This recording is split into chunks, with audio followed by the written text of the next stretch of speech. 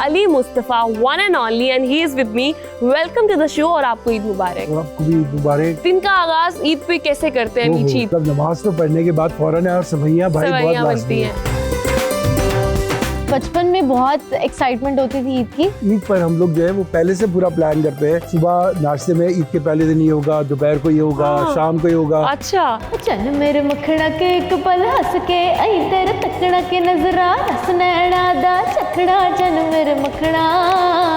Pakistan idol में ये वो वाहिद थी जिन्होंने सबको आगे लगाया। हर वक्त बस मेरा होता है कि फन करते रहे हम। बस कितनी ईदी इकट्ठी होती थी। मैं ईदी देती भी हूँ और ईदी लेती भी हूँ। उम्र का जो है वो फायदा उठा रही है।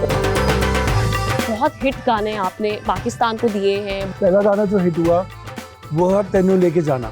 3-4 नाम जो आपको लगता हो आपकी बिग अचीवमेंट है। सीटी बजे की इजाजत हो गया, पलक का रोग हो गया, रोइयां मुस्तफ़ा साहब और जनान हदीका क्यानी का।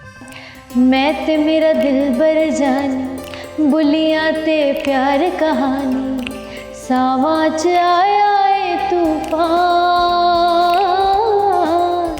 मौसम होया ए बेईमान। तमाम देखने वालों को छोटी ईद की बड़ी बड़ी खुशियां बहुत मुबारक हो। अस्सलामुअलैकुम। डिस्कवर पाकिस्तान टीवी और मेरी जानिब से, रामीन महमूद की जानिब से आप तमाम देखने वालों को छोटी ईद की बड़ी बड़ी खुशियां बहुत मुबारक हो।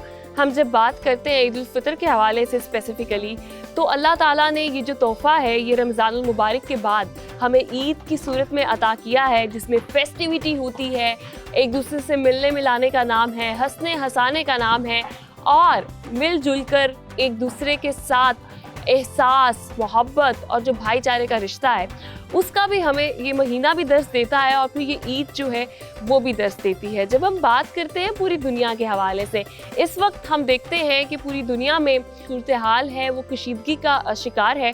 वहीं पर बहुत सारे ऐसे ओवरसीज़ पाकिस्तानीज़ हैं जो बाहर मौजूद हैं, अपनों से दूर हैं, अपनों से दूर ईद कर रहे हैं। तो उनको भी हमारी जानिब से बहुत बहुत ईद मुबारक, और अल्लाह ताला आपको भी ईद की खुशियाँ जो है वो उसी तरह नसीब करे जैसे हम यहाँ पाकिस्तान में जो है वो बहुत ज़्यादा एक्साइटमेंट के साथ ईद मना रहे हैं। अगर मैं अपने गेस्ट की बात करूँ तो आई एम वेरी ऑनर्ड कि इन लोगों ने जो है वो मुझे ईद के लिए स्पेसिफिकली टाइम दिया। मैं अपने पहले गेस्ट की अगर बात करूँ तो ना सिर्फ पाकिस्तान में, पूरी दुनिया में अपनी म्यूज़िक प्रोडक्शन से अपना लोहा मनवाना, और इनका डंका जनाब ना सिर्फ पाकिस्तान में बजता है बल्कि जो हमारी नेबर कंट्री है वहाँ पर भी बजता है। और आप एक एंथम सुनते हैं, नेशनल एंथम, हर सिनेमा में बिफोर द मूवी, तो that is produced by Ali Mustafa, one and only, and he is with me. Welcome to the show और आपको ईद मुबारक। आपको भी ईद मुबारक और थैंक यू सो मच।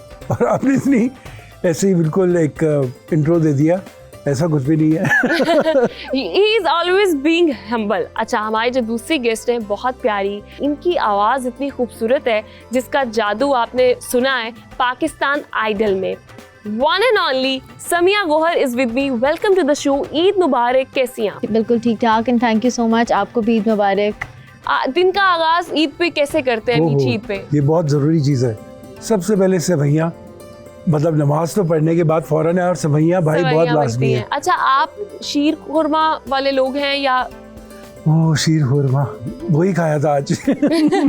खाया भी है या बनाते? नहीं, बिल्कुल बनाते तो बनाते खाने तो वालों में से या बनाने वालों में? नहीं, मैं तो खाने वालों में से हूँ। मेरी बेगम बहुत अच्छा बनाती है। अच्छा, तो बिल्कुल। आप बताएं जनाब, आप, मुझे नहीं लगता कि आप बनाने वालों में से होंगी मेरी तरह, आप भी खाने वालों में से होंगी, तो आप भी खाने वालों में से। तो ईद का आगाज़ कैसे होता है? थोड़ा सा बोरिंग होता है क्योंकि बचपन में बहुत एक्साइटमेंट होती थी ईद की। अभी भी होती है एक्साइटमेंट, मतलब मुझे बहुत होता है कि नए कपड़े पहनूं, तैयार हूँ, पिक्चर्स लूँ और देन पोस्ट करूँ सोशल मीडिया पर। बट बचपन में ज़्यादा होती थी कि रिलेटिव्स की तरफ जाते थे, मिलते थे और झूले लेने जाते थे, और इस तरह से सबसे मिलना। बट अब सबकी अपनी अपनी मसरूफियात होती हैं और सबकी अपनी फैमिलीज़ और वो हो गई है।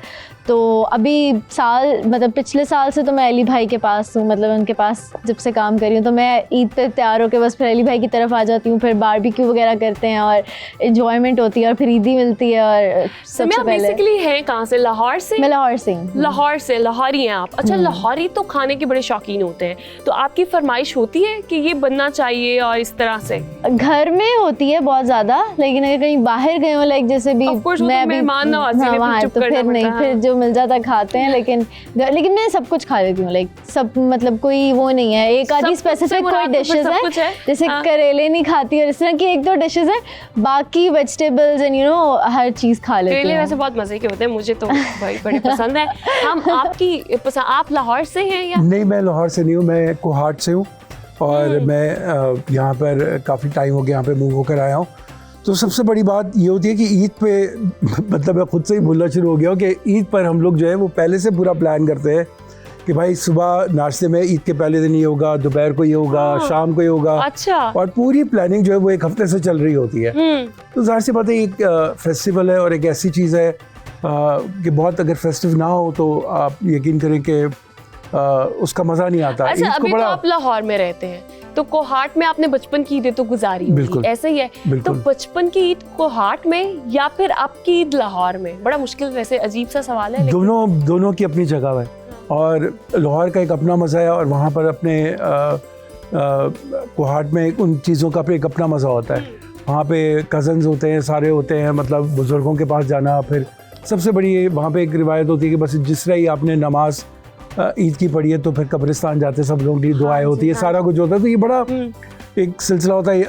यहाँ पर भी हम लोग जाते हैं सारे कज़न वगैरह से मिलने के लिए, खाने पीने। ये भी बहुत सारे लोग जो मैं देख रहे हैं वो ये करते होंगे और इसी पे भी बहुत सारे ऐसे लोग होंगे जिनके साथ उनके अपने नहीं होंगे। अच्छा, सबसे ज़्यादा ईदी कौन देता है ये बताओ? सबसे मिलना मुझे बहुत अच्छा लगता है, कज़न्स वगैरह, मामू और फूफो और ताया के बच्चे सारे। बट ये कि उनकी भी आगे से अपने बच्चे, उनकी अपनी फैमिलीज़ हो गई हैं। अब तो ईद के पहले दूसरे दिन तो इतनी कोई ख़ास नहीं होती, बट तीसरे चौथे दिन यू नो इस तरह से फिर आगे जाके थोड़ा होता है कि चलो उधर चले गए या उधर हो गए। बट पहला दिन बहुत थोड़ा बोरिंग ही गुजरता है घर पे। तो बस मुझे एक्साइटमेंट ज़्यादा ये होती है कि मैं पिक्चर्स लेके पोस्ट करूँगी, बस इससे ज़्यादा मेरी कोई एक्साइटमेंट नहीं होती। जल्दी चीज़ आ गई ना। मैं वही बात कर रही थी कि हम लड़कियाँ अक्सर ये करती हैं कि हम ईद के लिए उठे हैं, हमने कोई सेलिब्रेशन नहीं की, हमने सिर्फ तैयारी की है, तस्वीरें लिए, पोस्ट किए, लोगों को लग रहा है हम बहुत ईद मना रहे हैं। Exactly. लेकिन हम कुछ नहीं मना रहे होते हैं। तो ये बड़ा जो है ना वो बड़ा अलमिया है। अच्छा अली, आप इस बारे में क्या कहेंगे? बिकॉज आपने तो जनरेशन एक पिछली भी जो है वो और अभी भी, तो आप लोग का क्या होता था कि मिलने मिलाने, मुझे ऐसा लगता है कि वो जो मिलने मिलाने का रवाज था वो आहिस्ता आहिस्ता एलिमिनेट होता जा रहा है। Is it true? बिल्कुल, जाहिर सी बात है, लोग अपनी ज़िंदगी में ही अपनी चीज़ों के अंदर ही बिजी हो गए हैं। लेकिन कहने की बात है कि अगर आप थोड़ा सा इस चीज़ को समझें, ये बड़ी इंपॉर्टेंस होती है इन चीज़ों की। आप जाते हैं अपने बुज़ुर्गों से या सारे लोगों से मिलते जुलते हैं, तो ये ज़ाहिर सी बात है एक कल्चर को लेकर आता है और ये लोगों को करीब करता है। मेरे ख्याल से हम तो बहुत इस चीज़ को मनाते हैं, मतलब ईद होती है तो बहुत तरीके से उसको मनाते हैं, क्योंकि अगर आप नहीं जाएंगे मिलने के लिए या कुछ नहीं करेंगे तो आपको वो वाली खुशी और वो सारी चीज़ें नहीं मिलेंगी। इस दिन आपका है, आपने सोचना है कि आप इसको कैसे फेस्टिव कर सकते हैं ना, मतलब। तो कहने की बात है कि आपको पूरा इसकी प्रिपरेशन करनी चाहिए और पूरा दिल से इसको मनाना चाहिए। अच्छा, बचपन में शरारती हुआ करते थे, कैसे लगा कि म्यूज़िक की तरफ आना है? आर्टिस्ट अपने अंदर का जो प्रोडक्शन वाला अली मुस्तफ़ा है जो प्रोड्यूस करता है, जिसने 7000 गाने ना सिर्फ पाकिस्तान के बल्कि जो है वो नेबर कंट्री के भी आपने माशाल्लाह बहुत हिट गाने आपने पाकिस्तान को दिए हैं, बाहर भी दिए हैं। तो ये कैसे पता चला एक बचपन के अली मुस्तफ़ा को? देखिए, तो कहते हैं कि इनबॉर्न टाइप चीज़ थी कि भाई अंदर ही था। और बचपन से बहुत शौक था। सो मैंने म्यूज़िक बहुत अर्ली शुरू किया था, मतलब 12 साल की उम्र में शुरू किया था। और मेरा दोस्त होता था, उसके पास एक छोटा सा पियानो होता था जो इतना सा होता था, तो उसके ऊपर 5-6 कीज़ होती थी और वो हैप्पी बर्थडे का म्यूज़िक होता था। उस वक्त हम लोग 10-11 साल के थे, तो उस टाइम से मतलब वो बजाना और वो शौक़ पैदा हुआ और उस तरह करना शुरू हुआ। सो उसको फिर कंटिन्यू किया। उस वक्त मैं कराची में होता था, सो घर वालों ने भी बड़ा सपोर्ट किया कि वजह होती थी कि भाई आप म्यूज़िक कर रहे हैं, घर में ही है, कहीं बाहर नहीं जा रहा। एटलीस्ट के हालात आपको पता है कराची में काफ़ी ज़्यादा डिस्टर्ब रहते थे उस टाइम पर। तो ये था कि इस तरह वो चीज़ें बढ़ती गई, शौक़ पैदा होता गया, सीखने का बहुत शौक़ पैदा होता और वो चीज़ें फिर चलती रहीं। अच्छा, हम जब बात करते हैं आर्टिस्ट के हवाले से, हमारे पास बहुत बड़े बड़े आर्टिस्ट हैं। बिलाल सईद को बहुत सुनते हैं, फलक शबीर को बहुत सुनते हैं, उसके अलावा बेशुमार अली ज़फ़र और पता नहीं बेशुमार सिंगर्स हैं, फरहान सईद हैं। इनके कई गाने जो बहुत हिट हैं, हम बहुत सुनते हैं, हमारी डेली लाइफ का पार्ट होते हैं। वो गाने प्रोड्यूस करने वाले ये शख्सियत है। जो रिकग्निशन एक आर्टिस्ट को मिल रही होती है, उसके साथ उसके बनाने वाले को कहीं ना कहीं इक्वल टू या वो मिलनी चाहिए। सामिया चूँकि एक यंग उभरता हुआ सितारा है, इन्होंने पाकिस्तान आइडल में बहुत अच्छा परफॉर्म किया, बहुत सारे लोगों ने इनको सुना, वहाँ से इनकी पहचान भी बनी। ये तो मीठी की डिस्कवरी हो गई ना। हाँ जी। सामिया, मुझे ये बताइएगा, आपकी लाइफ में अली साहब का क्या रोल है? आइडल में आने के बाद टू बी ऑनेस्ट अली भाई का बहुत बड़ा रोल है। और सबसे पहले तो जो उनका रोल है मुझे आइडल में भेजने का, वो अली भाई थे। अली भाई ने मुझे कहा कि बेटा यू शुड गो, वो तुम्हारी जगह है। क्योंकि मैं अली भाई के पास काम करी थी तो वहाँ पर, लेकिन अली भाई ने कहा कि तुम पहले एक सिंगर हो तो तुम्हें ये यहाँ पर एक ऑडिशन दो और ट्राई करो, क्या पता हो जाए। फ्यूचर में अली मुस्तफ़ा ही होंगी मुझे लगता है। तो क्योंकि मैंने पढ़ा जब NCA से, तो वहाँ पर सिर्फ पढ़ाई हुई थी, तो प्रैक्टिकल मुझे इतना करने का मौका नहीं मिला। लेकिन मैंने यहाँ आके, क्योंकि मुझे 1 साल हो गया अली भाई के पास, यहाँ आकर जो मैंने सीखा, बट मेरा जो आपका पॉइंट ऑफ व्यू है, मेरा भी पॉइंट ऑफ व्यू यही था आते साथ ही। क्योंकि जब मैं आई तो आते साथ ही मैंने देखा यहाँ पर एक दिन फलक शबीर आ रहे हैं, एक दिन कोई और बड़े सिंगर आ रहे हैं, एक दिन सर सजाद अली आ रहे हैं, मतलब हर बड़ा आर्टिस्ट एक दिन आ रहे हैं, शफ़क़त अमानत अली साहब आ रहे हैं, एक दिन आ रही हैं फरिया परवेज़ आ रही हैं। तो मैं बस ये देख रही हूँ, अभी मुझे ज्वाइन किए हुए 1 महीना हुआ था, एंड आई एम लाइक यहाँ पर हर बड़ा आर्टिस्ट आता है, बट नोबडी नोज़ कि बैक एंड पे ये हैं जो काम कर रहे हैं। फिर जब मैंने कैटलॉग मतलब देखी सारी वहाँ पर अली भाई के स्टूडियो में, सारा जो पड़ा हुआ था, और इतने बड़े बड़े गाने वहाँ पड़े हुए थे, मैंने भी देखा और मैंने सुना है, और मैंने कहा ये गाना आपने प्रोड्यूस किया, मुझे क्यों नहीं पता था। और हम वो गाने इतनी डेली रूटीन के गाने हैं हमारे, एग्जैक्टली, नोबडी नोज़। मतलब सजनी गाना फरहान सईद वाला, सजनी पास बुलाओ ना, वो इतना मतलब मेरे तो दिल के बहुत करीब है। इजाजत से पूछते हैं, मुझे बताएं 7000 बिल्कुल गाने प्रोड्यूस करना, पहला गाना जब हिट हुआ, वैसे तो आप प्रोड्यूस कर रहे होंगे आई एम श्योर के, लेकिन हिट ग्लोबली, पहला गाना जो हिट हुआ वो है तेनू लेके जाना, उमर इनायत का। वो गाना ये था 2004-5 में मेरे ख्याल से। सो ये पहला गाना था जो बहुत ज़्यादा निकल कर आया। तो उन दिनों में मैं बहुत ज़्यादा टूर कर रहा था, मैं उन दिनों में स्ट्रिंग्स बैंड के साथ। मेरी ज़िंदगी में यही हमेशा रहा कि अपने आप को बहुत अपडेटेड रखना है और अपग्रेड भी रहना है और चीज़ें सीखती रहनी है। तो उन दौरान हम लोगों के बहुत टूर लग रहे थे इंटरनेशनली, तो मैं बहुत ज़्यादा इन्फ्लुएंस बहुत सारे इंटरनेशनल आर्टिस्टों का लेकर आया, उनके साथ बैठा, उनके साथ चीज़ों को समझा, और आते ही जब मैंने ये चीज़ें जब अप्लाई की तो उसमें सबसे पहला गाना उमर इनायत का ही निकला और ये काफ़ी फेमस गया। तो उस ज़माने में या तो आतिफ असलम का आदत गाना था या तो ये गाना था। तो मैं बहुत ज़्यादा पॉप में काम करता था, तो ये चीज़ें इस तरह करके चल रही थी। अच्छा, how you feel about Bilal Saeed, Falak? एक अपनी भी तो इंटरनल फीलिंग होती है ना कि यार बिल्कुल मैंने प्रोड्यूस किया था, हिट हो गया। बहुत गाने ऐसे होते हैं आप करते हैं। दूसरी बात ये कि मैं बड़ा बिलीव करता हूँ कि टीम वर्क के ऊपर बड़ी चीज़ें बेस करती हैं। अगर तो ये टीम वर्क आपके आर्टिस्ट के साथ नहीं हो, आपकी कनेक्शन ना बना हो, तो गाने सही तरह से प्रोड्यूस नहीं होते। सो मुझे बड़ा बेनिफिट ये मिला कि बिलाल की एक बहुत अच्छी वाइब थी। बिलाल अपनी एक सोच लेकर आता है, बड़ी ज़बरदस्त चीज़ें डिज़ाइन करता है, और माशाल्लाह, और ये बहुत छोटी एज में मेरे पास आया था। अभी तो कितने साल के थे बिलाल सईद जब आपके पास? उस वक्त जब आया होगा तो 17 साल एज होगी उसकी, 17 इयर्स। बिल्कुल, वो काफ़ी उसने मेहनत की, पहला गाना बिलाल सईद का आपने कौन सा प्रोड्यूस किया था? बिलाल सईद के जो पहले गाने मैंने प्रोड्यूस किए वो तो शायद रिलीज ही नहीं हुए। फिर बाद में रिलीज हुआ। वो जो बाद में रिलीज हुआ उसमें मेरे ख्याल से पहला गाना मैंने बिलाल के साथ जो it's not a full produce, actually it's a half produce, वो आधा उसने बनाया आधा मैंने किया, वो 12 साल था। 12 साल, दैट्स रियली हिट। अच्छा, हम जो है वो डिस्कशन भी जारी रखेंगे, म्यूजिक से जो है वो वापस आएंगे। एक छोटी सी यहाँ पर ब्रेक लेते हैं, और ये जो मीठा हमारे आगे पड़ा हुआ है ये भी चखते हैं थोड़ा थोड़ा, क्योंकि मीठे के बगैर मीठी कंप्लीट नहीं हो सकती। Welcome back after the break, और ब्रेक में भी हमारा शीर खोरमा चल रहा था। आप लोग को पसंद आया? बहुत पसंद आया, एंजॉयड इट? बहुत मजे का। क्या बात है जनाब, हम ये तो साथ साथ खाते ही रहेंगे और हमारे गेस्ट भी साथ साथ मीठा थोड़ा थोड़ा खाते रहेंगे। तो समिया का एक गाना बहुत फेमस हुआ था पाकिस्तान आइडल में, चंद मेरे मखना, और शाजिया मंजूर साहिबा का ये गाना है। उनकी आवाज़ में खूबसूरत भी बहुत लगता है, लेकिन आज हम अपने यंग टैलेंट से उसी तरह की खूबसूरत आवाज़ में जो है वो गाना सुनेंगे। Let's start it.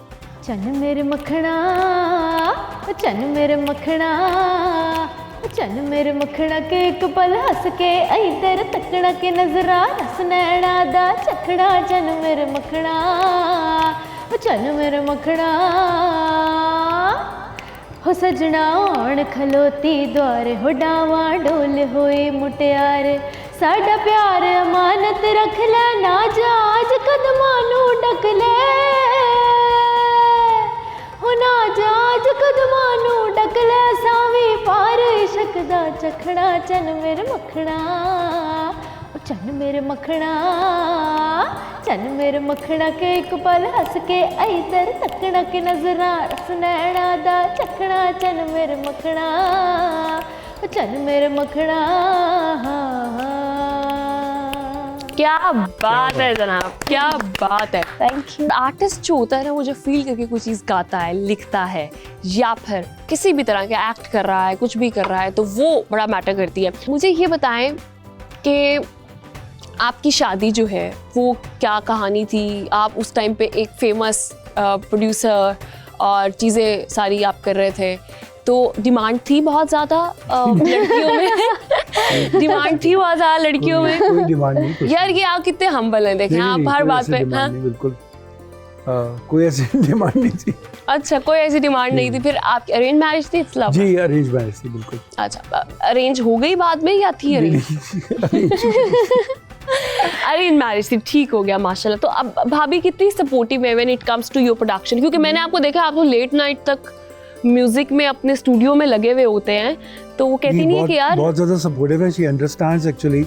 सो कहने की बात है कि ये काम ही ऐसा है, दिन रात का पता ही नहीं चलता, और चीज़ें क्योंकि टाइमलाइंस ऐसी होती है जो आपको पूरी अच्छी मतलब आपको करनी है, तो आपको बहुत भागदौड़ लगती है। सो कभी दिन हो जाता है, कभी रात हो जाती है, कभी रात से जाके दिन भी हो जाता है। अच्छा, आपने कभी डांट लगाई है किसी बड़े स्टार को? हम वो सुनना चाहेंगे।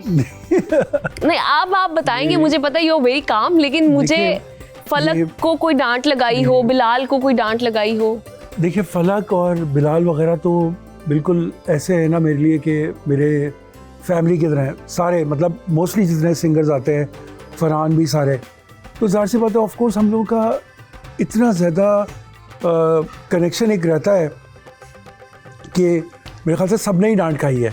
नहीं, मैं सुनना चाहूँगी कि अली मुस्तफ़ा ने बिलाल सईद को अगर डांटा है कभी, तो किस तरह डांटा है, किस बात पे डांटा है? किसी शरारत पे या म्यूजिक के हवाले? नहीं, म्यूजिक के हवाले से, शरारत पे नहीं, कि मतलब ऐसे गाओ या और मेहनत करो या ऐसा करके करो चीज़ों को।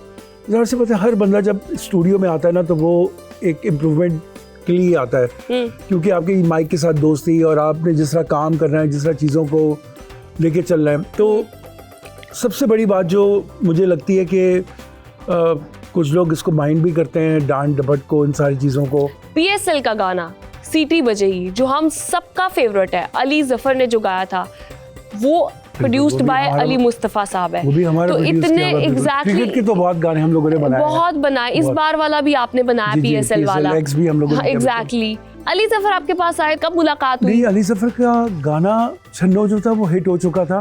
ही always wanted me to work for him for his live shows, और उसके लिए कि तुम मेरे साथ आगे लाइव शोज करो। अली जफर इस इंडस्ट्री के चंद लोगों में से बड़ा ही काबिल है, और उसने बड़ी मेहनत की अपनी लाइफ में, और बड़ा सॉर्टेड। कुछ लोग होते हैं बड़े सॉर्टेड होते हैं चीज़ों के, उनको पता होता है कि चीज़ें ऐसे होंगी, इस तरह करनी है, और नॉलेज होती है, सारा कुछ होता है। तो मैं बड़ा हमेशा इस चीज़ को बड़ा सराहता हूँ कि मतलब ऐसा नहीं है, और वो इस चीज़ पे बड़ा बिलीव करते हैं कि हर चीज़ मैंने सीखनी है। जिस तरह जो देखें, हमेशा कामयाबी उसी चीज़ की होती है, उन्हीं लोगों की होती है जो ये बात बोलते हैं हम सीखना चाहते हैं, क्योंकि ये समंदर है। और ज़ाहिर सी बात है आपकी एजुकेशन हर चीज़ में बड़ी मैटर करती है कि आपने कितना उसको समझा है, कितना पढ़ा है, और आप इसके लिए क्या चीज़ें कर सकते हैं। अली जफ़र जब मेरे पास आया तो हम लोगों ने सबसे पहले हम लोगों ने अली जफ़र के साथ लंदन, पेरिस, न्यूयॉर्क शुरू किया। जो मूवी थी ना, उसके गाने वो देखने मज़ीद लगती। अभी हम आपसे गाना भी सुनेंगे, पता है? मैं तो गाता नहीं हूँ, लेकिन मैं सुनूंगी। बिल्कुल। मेरे ख्याल से गाना अगर आसान होता तो मैं शायद गाता। गाना सबसे मुश्किल है। कोई मेमोरी इस तरह की जो आपको याद आती है और आपको हंसी आती हो कि यार ये इसने उस टाइम पे क्या किया था? तो बिल्कुल, जब मैंने नया स्टूडियो बनाया तो उसमें पहली रिकॉर्डिंग थी। कि मैं आपको 2000 की बात बता रहा हूँ। मेरे साथ बड़े अच्छे थे मेरे भाई, उनका मैं अब नाम लूँगा तो उन्होंने मेरे साथ मिलके वो पूरा स्टूडियो बनाया और वो बड़ा उनको शौक़ था गाने का। तो हमने कहा कि ठीक है भाई। तो कह रहे कि सबसे पहले मेरा गाना रिकॉर्ड होगा। तो हमने कहा बहुत अच्छा। तो वो स्टूडियो के सामने एक शीशा लगा हुआ है और सिंगर वहाँ पे जाता है, माइक में गाना गाता है। तो अभी वो म्यूज़िक चल रहा है, उनके हेडफोन पे लिखा है। तो मैंने देखा कि सिंगर गायब हो गया है। हाँ। सिंगर मुझे नज़र ही नहीं आया। तो मैंने कहा पता नहीं सिंगर कहाँ चला गया। सो मैं अंदर गया और मैंने जब जाके दरवाज़ा खोला वोकल बूथ का, तो मैंने देखा कि माइक ज़मीन पे है, उनका सर नीचे और पैर उनके ऊपर है। तो मैंने कहा ये क्या कर रहे हो? कह रहे कि सर पे जोर लगेगा ना तो आवाज़ अच्छी निकलेगी। बड़ी ऐसी चीज़ें आती हैं। नहीं, बड़े सिंगर हैं? नहीं, बड़े सिंगर नहीं है बिल्कुल। वो अपकमिंग तो फिर उन्होंने गाना वाना भी छोड़ दिया। लेकिन कहने की बात है कि बड़ी चीज़ें इतने रोज एक ना एक ऐसा इवेंट होता है हमारे पास। रोज कैरेक्टर अच्छा, सामिया कैसा कैरेक्टर है ये बताएं। सामिया, मैं आपको एक सच बात बताऊं कि मैंने बहुत सारे लोगों के साथ काम किया। जितनी तेज़ी से ये चीज़ों को समझती है, और ज़ाहिर सी बात है ये सिंगर है, फास्ट लर्नर है और इसलिए क्लासिकल इतना सीखा हुआ है। सबसे बड़ी बात यह कि हमारी सारी मोस्टली वोकल प्रोडक्शन सामिया या अयाज भाई करते हैं हमारे साथ। लेकिन समिया सारी ट्यूनिंग वगैरह और ये सारी चीज़ें समिया देखती है। तो समिया बहुत ही तेज़ी से काम करती है और इसका एक लेवल ही अलग है। मतलब लोग होते हैं बहुत ज़्यादा, माशाल्लाह से बहुत ज़्यादा, और ये नहीं बड़े बड़े गाने जिस तरह अभी PSL के गाने समिया ने किए और बहुत बड़े बड़े लोगों के काम, वोकल की प्रोडक्शन सारी समिया की है, सारा कुछ। अच्छा, क्लासिकल की आप बात कर रहे हैं, हम ब्रेक लेंगे, लेकिन उससे पहले मैं चाहूँगी कि समिया कोई क्लासिकल गाना आप हमें सुना दें। ये क्लासिकल बंदिश है, ये मेरी ओरिजिनल बंदिश है। ये मैंने खुद ही कंपोज की थी और ये मेरी थीसिस की एक कॉम्पोजिशन थी। इसके लिरिक्स भी मैंने खुद लिखे थे और इसकी कॉम्पोजिशन एंड एवरीथिंग ये सब मेरा अपना उसमें था। तो ये राग है, राग खेम ध्वनि, और ये बहुत रेयर राग है क्योंकि मेरे थीसिस का टॉपिक ही ये था, rare ragas, compositions, classical compositions in rare ragas. तो ये उसकी एक कॉम्पोजिशन है। पिया बिन जागूं सारी रतिया, पिया बिन जागूं सारी रतिया, चैन पड़त ना नींद आवतिया, चैन पड़त ना नींद आवतिया, पिया बिन जागूं सारी रतिया, सब श्रृंगार किए हूँ बैठी, सब श्रृंगार किए हूँ बैठी, दर्शन दे दो, दर्शन दे दो, चैन आवे देखे सूरतिया, पिया बिन जागूं सारी रतिया, पिया बिन जागूं सारी रतिया, धनी सारे गा पा धा पा धनी सानी, धनी सारे गा पा गा सा गा पा धनी सा गा पा धनी सा गा पा धनी सा, पिया बिन जागूं सारी रतिया, धनी सारे गा पा धनी सारे धनी धा पा गा रे सा गा पा धनी सा गा पा धनी सा गा पा धनी सा, पिया बिन जागूं सारी रतिया, सारी रतिया, सारी रतिया। Welcome back after the break. और ईद के साथ साथ जनाब म्यूजिक भी जारी है और हम मीठा भी इंजॉय कर रहे हैं, चाय भी इंजॉय कर रहे हैं। पहले आप बताएं, सबसे ज्यादा ईदी कौन देता था? ये बड़ा अच्छा सवाल है। वो याद रहता है ना जो ज्यादा ईदी देता है। जब कराची में थे तो अम्मी सबसे ज़्यादा ईदी देती थी और ईद पे पूरा होता था, ये पैसे जमा करते थे और हमारा टाइम थोड़ा सा फ़र्क होता था। और हमारे यहाँ इस तरह का, हमारे उसमें इस तरह होता था कि हम लोग के यहाँ सुबह जो होता है ना, वो पैसे लेके आप जाते हैं और दुकान से आप सारी चीज़ें वगैरह ख़रीदते हैं। तो फिर वहाँ पर ही दुकान के पास ही जो एक शॉप थी, उधर ही सारे लोग जो है ना वो तरह तरह की गेम्स होती और तरह तरह की चीज़ें कर रहे होते थे। तो वो एक किश्ती होती थी जिसमें वो, अगर आपको कभी शायद पता हो, तो उसमें अगरबत्ती जलाते थे और वो घूमती थी। तो वो सबसे ज़्यादा एक हमारे पास वो एक होता था छोटे टाइम पर। तो ये होता था कि भाई वो किश्ती लेकर आएंगे और उसको आग जलाकर जो है ना वो किश्ती चलेगी और इस तरह की चीज़ें, बड़ी बड़ी सारी मेमोरीज होती हैं। और उस टाइम पर तो ईदी भी ऐसे होती थी 15 रुपए, 20 रुपए, 50 रुपए, तो बहुत मतलब बड़ी बात है। कितनी इकट्ठी होती थी, मतलब 50-15 करके कितनी हो जाती थी? 200-300, 400, और 500, वो खुशी होती थी। बहुत ज्यादा, मतलब ये हाँ, पैसे होते हैं, nice, मतलब ये हाँ, बहुत तब ज्यादा। तो एक पूरी वैल्यू ही बिल्कुल, डिफरेंट थी। बिल्कुल। मैं पहले ईदी बहुत ज़्यादा लेती थी, अब आहिस्ता आहिस्ता मैं देने वालों में बनती जा रही हूँ, तो मुझे बहुत अफसोस होता है। तो मैं तो नहीं छोड़ती किसी को, मेरा कोई गेस्ट आया हुआ हो प्रोग्राम में, आप समझ तो गए होंगे कोई प्रोग्राम में गेस्ट आया हो, कुछ भी हो, मैं तो ईदी लेती हूँ भाई। तो मुझे ये बताएं कि अब ईदी सबसे ज़्यादा देते किसको है? कौन है ऐसा बंदा आपके बहुत दिल के करीब जिसको आप सबसे ज़्यादा ईदी देते हैं? मेरे ख्याल से मेरी बेगम। बेगम हाँ, नहीं भी देते होंगे तो ले लेती होंगी। नहीं, she's very sweet, माशाल्लाह माशाल्लाह। तो मेरी बेगम को अच्छा, वो किया है कभी बेगम के लिए चूड़ियां लेने गए हो, और वो जो एक बिल्कुल रोमांटिक और एक फिल्मी वो कि हमेशा चांद रात पे हमेशा होता है। चांद रात पे उसकी मेहंदी, चाहे मैं दुबई में था, यहाँ पे उसकी मेहंदी पूरी लगनी, उसकी पूरा बंदोबस्त के भाई, क्योंकि जाहिर सी बात है ये सबके लिए है। अच्छा, और- बीइंग अ मेल आपको अच्छा लगता है? क्योंकि बहुत सारे लोग हमें देख रहे हैं कि आपकी पार्टनर इस तरह से मेहंदी और ईद पे, क्या वाकई इसका एक एसेंस होता है? बिकॉज हमने तो अभी इसको एंजॉय नहीं किया, तो we don't know about it, but you have that privilege. बिल्कुल बिल्कुल, तो वो कितना ज्यादा एक्साइटिंग होता है, क्योंकि रिश्ते बहुत प्यारे होते हैं। ये बहुत ज़्यादा होता है, और यही तो सारी खुशी की बात होती है ना। मतलब हर एक की ईद का एक अलग सिलसिला होता है, और सबसे बड़ी बात है कि ईद जो है वो सबको एक साथ लेकर आती हाँ, है, ये बात सबको साथ जोड़ती है, और यही सबसे बड़ी खुशी है। इसके कुछ नॉर्म्स है ना, जो वो नॉर्म्स अगर पूरे ना हो, वो खुशी पूरी ना हो, तो फिर बंदा कहता problem होते है हैं। कि अच्छा, अभी मैं सो जाऊंगा, अभी मैं ये करूंगा, या बोरियत वाला मुझे डे। बताएं घर का माहौल कैसा था जब आपने बताया कि आप म्यूजिक प्रोड्यूसर बनना चाहते हैं और आपने बहुत यंग स्टार्ट किया?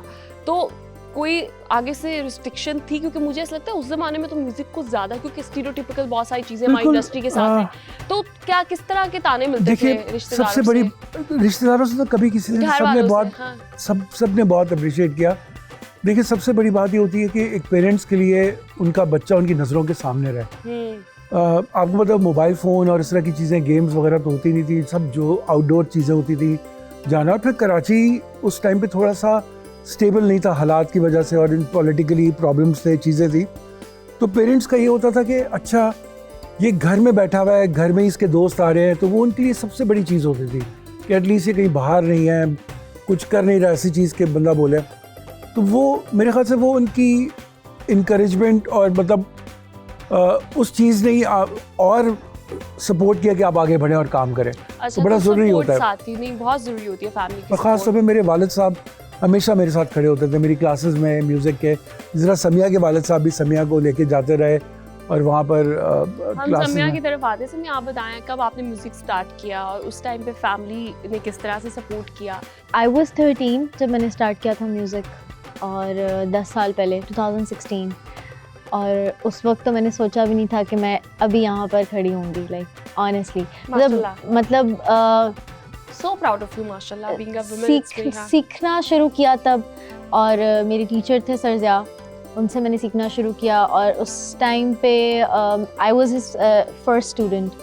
और वहाँ पर एकेडमी में अभी तो बहुत रेनोवेट हो गई है एकेडमी, वहाँ पे बहुत बच्चे आते हैं माशाल्लाह, वहाँ पे सीख रहे हैं, छोटे बच्चे हैं और सब उनको और मुझे सर ने बिल्कुल फ्री ऑफ कॉस्ट सिखाया, कोई पैसे नहीं लिए, और मेरे फादर मुझे लेकर जाते थे वहाँ पर, और मेरे पेरेंट्स दोनों की, मदर और फादर दोनों की बहुत सपोर्ट रही है मुझे, क्योंकि आई वॉज टू यंग। मैं 9th क्लास में थी, प्री 9th या 9th क्लास में थी when I started learning music. तो मेरे बोर्ड के एग्ज़ाम्स भी थे, और मुझे स्टडीज़ को भी मेंटेन रखना था, और म्यूज़िक को भी करना था। मैथ्स में आप लिखाती थी गामा पा रे सा नहीं, बिल्कुल भी। मैं पूरा साल नहीं पढ़ती थी, बट एंड पे लाइक लास्ट 2 months में जब पढ़ती थी तो फिर मैं सिर्फ पढ़ती थी। हम बातों की तरफ दोबारा आएंगे, लेकिन जब भी मैं समिया की तरफ आती मुझे गाना याद आता है। कौन सा सुनाएंगे ये बताएं?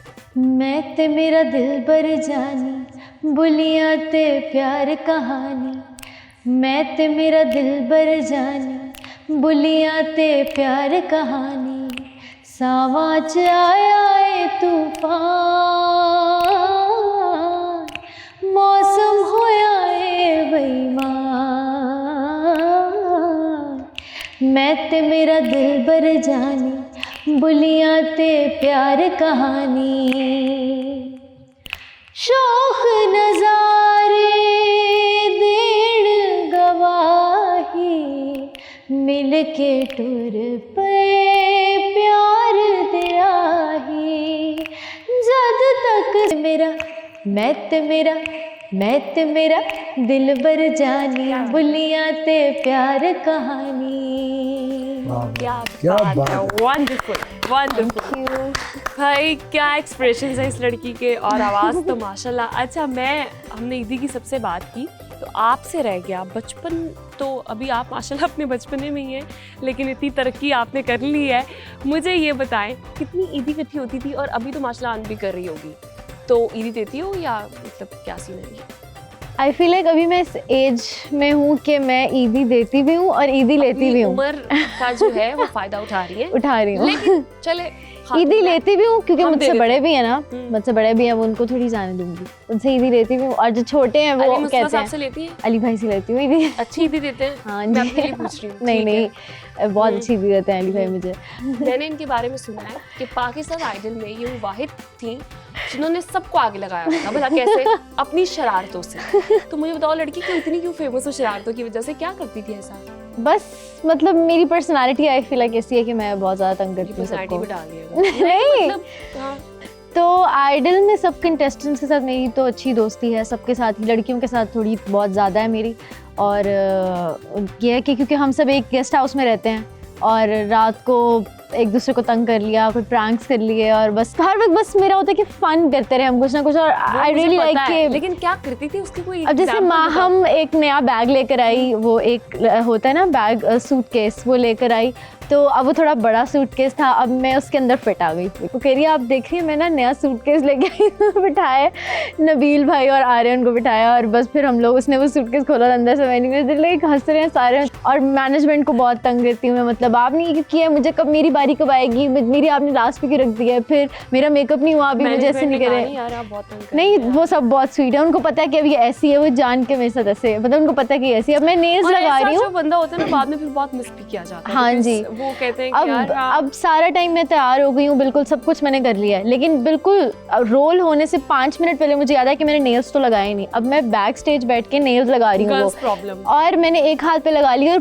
पूरे सेट पे ढूंढ रहे हैं समय कहाँ है। मैं बैक स्टेज, वो मुझे ढूंढने के लिए आए और आके मुझ पर खुद बहुत गुस्सा हो रहा है कि समय क्या कर रही हूँ। मैंने कहा बस 1 मिनट भाई, बस एक हाथ से मेरे नेल्स रहते हैं। और वो मुझे गुस्से से ले गए, कहते नहीं चलो बस। और मैंने लिटरली एक परफॉर्मेंस है मेरी, चेत चढ़िया वाली परफॉर्मेंस में, मैंने एक हाथ पे नेल्स लगाए हुए, दूसरे हाथ पे नेल्स ही लगे हुए। यार इतना किससे गॉड।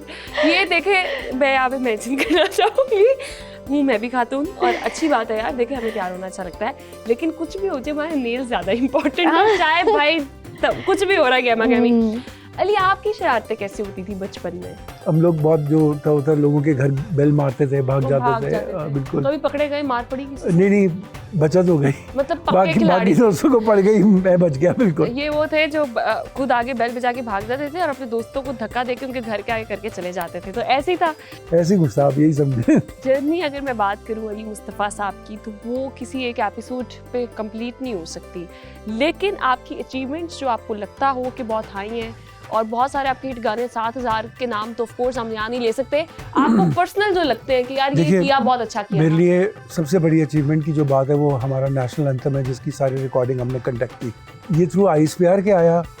उन्होंने ब्रिगेडियर इमरान होते हैं, वो उन्होंने हमें बोला कि मैं इस तरह एक नेशनल एंथम को रिकॉर्ड करना चाहता हूँ, और हमारा एक विजन है कि ये रिकॉर्ड हो दोबारा से, जो बिल्कुल ओरिजिनल स्कोर के ऊपर, और सारे का सारा। ये मतलब 1-2 साल लगे हम लोगों को उसको प्रॉपर्ली रिकॉर्ड करने में। 3-4 नाम जो आपको लगता हो आपकी बिग अचीवमेंट है? देखिए, ये जो हमारी बात हुई उसके ऊपर सीटी बजे के ऊपर हुई। हाँ। उसके अलावा फलक का इजाज़त हो गया, फलक का रोग हो गया, उसके अलावा रोइयां, मुस्तफ़ा साहब के गाने, मुस्तफ़ा पंजाब नहीं जाऊंगी का एक गाना था, साथिया, काफ़ी सारे गाने थे, जल के गाने, मतलब पी जाऊं, हाँ। दूसरा वर्जन पी जाऊं का, और जनान हदीका क्यानी का। आपने कराची का जिक्र किया था, कराची और लाहौर की ईद में क्या फ़र्क है? मनाई होगी आपने की? तो देखिए, मैं ये समझता हूँ कि ईद जो है वो लोगों से होती है, जगह से नहीं होती। मतलब कि चाहे कराची हो चाहे लाहौर हो, मेरी तो वहाँ पर इस्लामाबाद में भी, लाहौर, कराची और सब जगह पे ये एक ऐसा डे जो आपने मनाना है, तो वो सब खुशी लेकर आएगा, सारा कुछ लेकर आएगा। ऑफ कोर्स लाहौर की एक अपनी रौनकें हैं, अपना एक सिलसिला है। कराची में अलग फेस्टिवल, मतलब कि अलग तरीके से कराची फेस्टिविटी होती है। फेस्टिविटी होती है, उसका एक अपना मज़ा होता है। इस्लामाबाद का एक अपना मज़ा है ईद का। मैं आपको अपने प्रोग्राम के इस तवसत से जो है वो खराजे तहसीन भी पेश करना चाहती हूँ बेसिकली कि आपने माशाल्लाह बहुत अच्छा काम किया। अप्रिसिएशन है आपके लिए डिस्कवर पाकिस्तान टीवी की तरफ से भी, मेरी पूरी टीम की तरफ से। बड़े नाम है पाकिस्तान म्यूज़िक इंडस्ट्री के, उनके सारे बड़े गाने प्रोड्यूस करने का एजाज़ अली मुस्तफ़ा साहब को जाता है। क्लैपिंग किए बगैर तो मेरे ख्याल से थैंक यू सो मच। हम नहीं रह सकते, और ये क्रेडिट जो है वो हमेशा इनके साथ रहेगा। 7,000 गाने हैं, मैं पहले भी बात करी थी कि इनकी जर्नी को या इनके वाक़यात को अगर हम सुनने बैठें तो हमें रात से सुबह हो जाएगी, लेकिन वो ख़त्म नहीं होंगे।